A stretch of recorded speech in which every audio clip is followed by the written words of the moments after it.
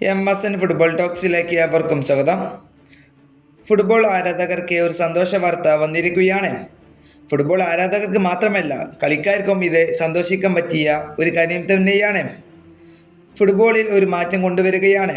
അതായത് ഓഫ് സൈഡിൻ്റെ കാര്യത്തിൽ ഒരു പുതിയ നിയമമാണ് ഇപ്പോൾ ഫിഫ കൊണ്ടുവരാൻ പോകുന്നത്. ഈ നിയമം മുന്നോട്ട് കൊണ്ടുവന്നിട്ടുള്ളത് ഫിഫയുടെ കമ്മിറ്റിയിലുള്ള ആർസൻ വെങ്ങറാണ്. ആർസൻ വെങ്ങർ നിർദ്ദേശിച്ചത് പ്രകാരം പുതിയ ഓഫ്സൈഡ് നിയമത്തിന് ഫിഫ വാതിൽ തുറന്നിരിക്കുകയാണ്.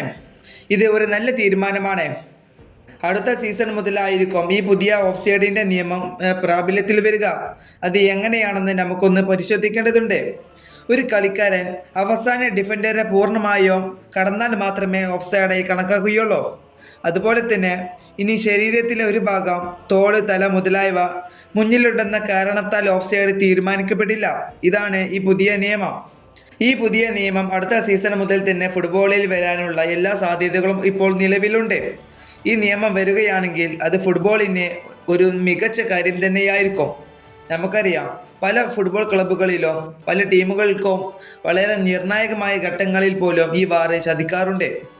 ഇത് വരുന്നത് നല്ലത് തന്നെയാണ്. ഈ വീഡിയോ ഇവിടെ അവസാനിപ്പിക്കുന്നു. ഫുട്ബോൾ ലോകത്തെ കൂടുതൽ വിശേഷങ്ങളുമായി അടുത്ത വീഡിയോയിൽ വീണ്ടും കാണാം.